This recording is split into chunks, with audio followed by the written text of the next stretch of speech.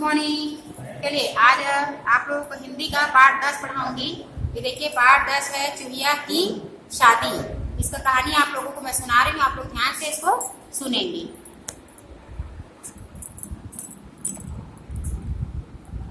चूहिया की शादी।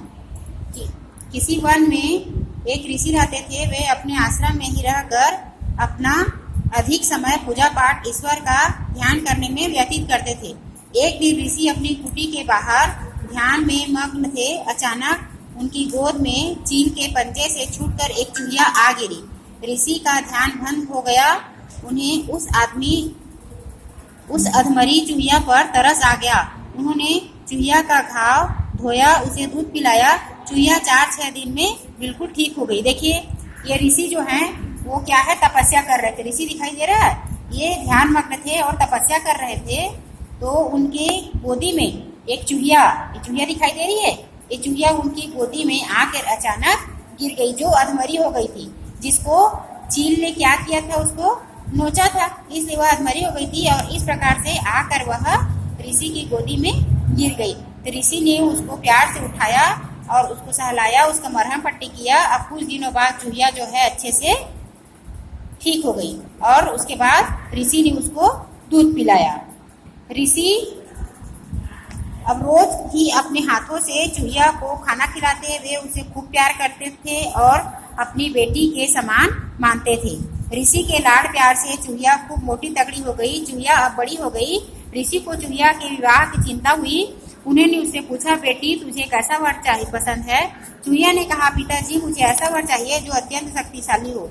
ऋषि ने सोचा, संसार में सूर्य से अधिक शक्तिशाली कोई नहीं, अतः मुझे सूर्य के पास चलना चाहिए। जब चूहिया बड़ी हुई, मोटी तगड़ी हो गई, तो इसकी शादी के बारे में ऋषि सोचने लगे। ऋषि उसकी शादी के बारे में सोचने लगे। तब चूहिया को उन्होंने पूछा कि तुम्हें कैसा वर चाहिए?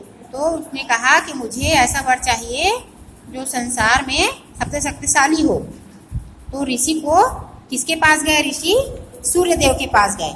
ऋषि ने चूहिया को एक सुंदर युवती के रूप में बदल दिया। वे उसे लेकर सूर्य देव के पास पहुंचे। सूर्य के पास पहुंचकर ऋषि ने उनसे कहा, अब ऋषि क्या किए, चूहिया को देखकर कोई से शादी नहीं करते, इसलिए उन्होंने उसको चूहिया को एक सुंदर ऋषि बना दिया। और उनको देखिए, ये सूर्य देव दिखाई दे रहा है सबको। सूर्य देव, ये सूर्य देव के पास उनको लेके गए और उनसे कहा, सूर्यदेव से कहा कि हे भगवान, यह मेरी पुत्री है। यह अपना विवाह एक ऐसे वर के साथ करना चाहती है जो अत्यंत शक्तिशाली हो।